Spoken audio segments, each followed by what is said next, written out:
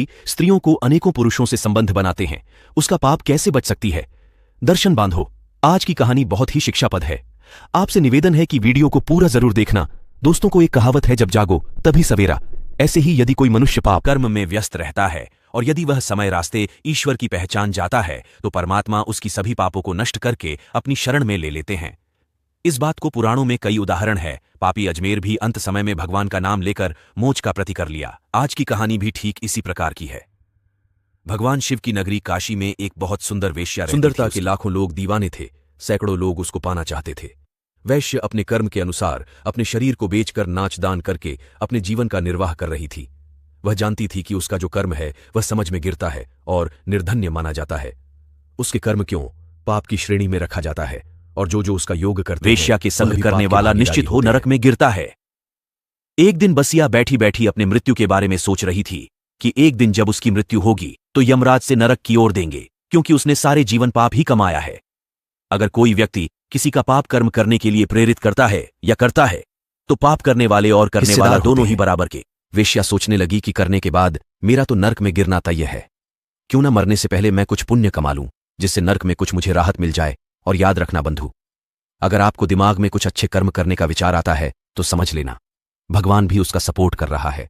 बिना ईश्वर कृपया के आपके मन में शुभ कर्म नहीं प्रेरणा जगत शक्ति। वेश्या सोचने लगी कि कैसे पुण्य कमाऊं। आदि मैं अपना धंधा छोड़ता हूं तो पेट पालने का संकट खड़ा हो जाएगा, क्योंकि आदमी शुभ कर्म तो करेगा ना जब जीवित रहेगा। अभी मैं कोई दूसरा काम करना चाहता हूं तो लोग मुझे नीच औरत का काम देने स्वीकार नहीं करेंगे। मेरा योग तो कर सकती है पर मुझे कम नहीं देंगे।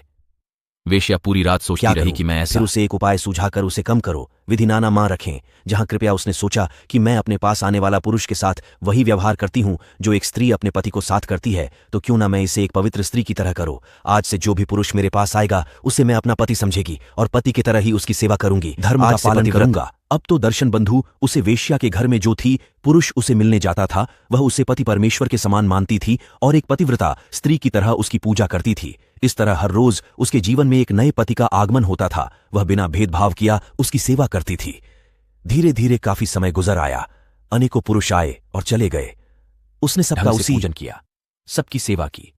एक दिन उसके यहां एक कौड़ी पुरुष आया तो वैश्य ने उसे पुरुष के अपने घर से भागने की वजह उसे बड़े आदर से अपने घर के अंदर बुलाकर ले गई। वह व्यक्ति आयु से भी बड़ा वृद्धा और शरीर से भी बीमार था।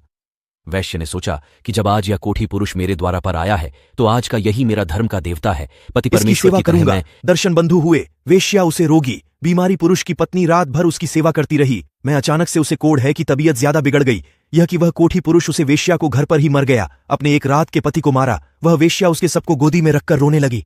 सोचने लगे कि अब मैं क्या करूं। इसका पत्नी होने के नाते यह मेरा धर्म तो मैं अपने इस पति के साथ ही शक्ति हो जाऊं, क्योंकि जो सच्ची पतिव्रता होती है वह पति को न रहने पर अपना भी जीवन नहीं मानती। स्त्री हंसना खेलना बोलना बतलाना चलना फिरना सब पति के लिए ही होता है। पति के हंसने पर हंसना, पति के रोने पर रोना, पति के मरने पर मर जाती है। पतिव्रता स्त्री का स्वर निर्धारण पति पर है। कोठी के साथ वैश्य ने प्राण त्यागने का मन में निश्चय कर लिया। सुबह होने पर वैश्य ने उसे कौड़ी के सबको नहलाया धुला, उसे नए वस्त्र पहना है और जितने भी उसे वेश्या ने किया उसके बाद उसकी चिंता की और एक सुहागन स्त्री की तरह सच समरकर 16 सिंगार करके उसे पौधे के साथ चिता में बैठकर सती हो गई। वैश्य उसे पुरुष के साथ लोक में चली गई। पतिव्रत धर्म का पालन करने के कारण भगवान ने उसके पूर्व के पाप कर्मों के नष्ट कर दिया है और उसे हमेशा हमेशा के लिए अपनी शरण में बुला लिया।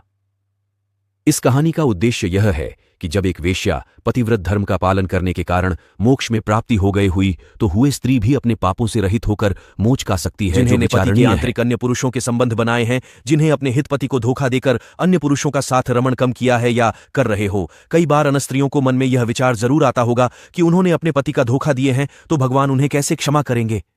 देखिए, भगवान आपकी पूर्व की सारी गलतियों को क्षमा कर सकते हैं जो अपने जाने। बस आपको करना सिर्फ इतना है कि आप अपनी गलतियों का गलती मानकर और आगे गलती न करने का प्लान लेना होगा और ईश्वर को साक्षी मानकर जिस पुरुष को अपने पति के रूप में चुना है उसे पतिव्रता संपन्न होना होगा। आज से अपने पति को ही अपना मन में बस जाकर उसकी पूजा करनी होगी, भले ही वह देखने में ग्रुप को कमजोर हो, अनपढ़ हो, गवार हो, लुला हो। अभी आप उसे ही अपने पत्नी धर्म का पालन करने लगती हो तो विश्वास माननीय भगवान आपकी गलतियों को भूलकर अपनी शरण में आपका बुला लेंगे। जब जागो तभी सवेरा। जब मनुष्य अपनी गलतियों को स्वीकार लेता है और आगे गलती न करने का प्राण देता है तो इतना करने पर ही उसको आधे पाप नष्ट हो जाते हैं और आगे वह सत्य धर्म का पालन करता है। नहीं गिरना पड़ता। तो उसे मनुष्य तो गलतियों का घर है, गलती होने पर उसका एहसास हो जाना और उसके रास्ते को बदल लेना ही उसकी सबसे बड़ी जीत है। इसमें कोई दोहरा नहीं कि आजकल रहने को स्त्री पुरुष विचार के घाट पर चल रहे हैं या चल चुके होंगे। अभी वह अपनी मृत्यु से पहले पहले अपने आप को सुधार देते हैं तो निश्चित रूप से इन्हें संतृप्त मिल सकती है मरने के बाद। तो फिर यमराज का फैसला सुनाया जाता है। आज मिला तो मरते वक्त ही भगवान का नाम लेकर मूंछ का लिया था। लेकिन हम एक बात का भी विशेष ध्यान रखना है, मृत्यु का किसी को पता नहीं कब आ जाए। जो कुछ हो सकता है वह मृत्यु से पहले ही हो सकता है। वह एक कहावत है, सुबह का भोला आदि शाम को वापस आ जाए तो उसे भूला नहीं मानते। समस्या पुरुषों से अनुरोध है कि यदि अपने पूर्व में गलतियां की है या कर रहे हैं तो अपने आप को नराकाश में गिरने से बचा लो, अपने अपने स्थान पर लौट आओ और परमात्मा ने विधि विधान के अनुसार जो भोग आपको दिए हैं उनका उपयोग करो और पिछले कर्मों का प्रेषित करो। यही मोक्ष का सरल उपाय है। दर्शन बांधो, मैं उम्मीद करता हूं आप इन बातों पर जरूर विचार करें। चलिए मिलते हैं आपसे अगली वीडियो में और एक चर्च के साथ। आप सभी को बहुत बहुत धन्यवाद। नमो बुद्धाय।